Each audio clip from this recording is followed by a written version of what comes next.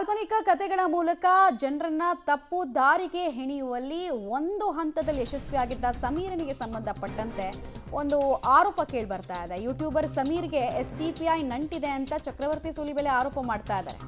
ಸಮೀರ್ ಹಿಂದೆ STPI ಇದೆ ಅಂತ ಸೂಲಿಬೆಲೆ ಟ್ವೀಟಿಸಿದ್ದಾರೆ. ಸಮೀರ್ ಹಿಂದೂ ವಿರೋಧಿ ವಿಡಿಯೋಗಳಿಗೆ ವಿದೇಶದಿಂದ ಲೈಕು ಕಾಮೆಂಟ್ಸು ಬರ್ತಾ ಇದೆ. ಇದರ ಹಿಂದೆ ಹಿಂದೂ ಶ್ರದ್ಧಾ ಕೇಂದ್ರವನ್ನ ನಾಶ ಮಾಡುವಂತಹ ಉದ್ದೇಶ ಇದೆ. ಇನ್ಫ್ಯಾಕ್ಟ್ STPI ಕನೆಕ್ಷನ್ ಇದೆ ಅಂತ ಗಂಭೀರ ಸ್ವರೂಪದ ಆರೋಪವನ್ನು ಮಾಡ್ತಾ ಇದ್ದಾರೆ. ಹೆಂಗಿದೆ ಇದು ನಂಟು, ಹೆಂಗೆ ಹೇಳ್ತಾ ಇದ್ದಾರೆ ಚಕ್ರವರ್ತಿ ಸೂಲಿಬೆಲೆ ಅನ್ನೋದು ಗೊತ್ತಾಗಬೇಕಾಗಿದೆ. ಯಾರು ಈ ಕೃತ್ಯದಲ್ಲಿ ಪಾತ್ರಧಾರಿಗಳು ಅಂತ ಹೆಡ್ಡಿಂಗ್ ಅನ್ನು ಗಮನಿಸ್ತಾ ಇದ್ದೀರಾ.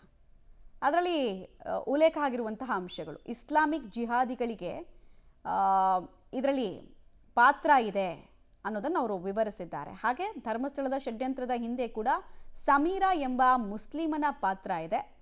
ಅವನೊಂದಿಗೆ STPI ನಿಂತಿದೆ. ಇವರು ಮಾಡುವಂತಹ ಹಿಂದೂ ವಿರೋಧಿ ವಿಡಿಯೋಗಳಿಗೆ ವಿದೇಶದಿಂದ ಲೈಕ್ ಮಾಡುವ, ಕಾಮೆಂಟ್ ಮಾಡುವಂತಹ ತಂಡವೇ ಇದೆ ಅನ್ನೋದನ್ನು ಅವರು ಹೇಳಿದ್ದಾರೆ.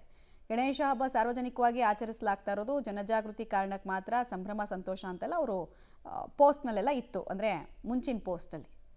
ಅದಾದ ಬೆನ್ನಲ್ಲೇ ಯಾರ್ಯಾರು ಮೈ ಮರಿತಾ ಇದ್ದೀರಾ ಇದೇ ಸಂದರ್ಭದಲ್ಲಿ ಕೆಲ ವಿಚಾರಗಳನ್ನು ಅಂತ ಹೇಳ್ತಾ ಗಂಭೀರ ಆರೋಪವನ್ನು ಮಾಡಿದ್ದಾರೆ.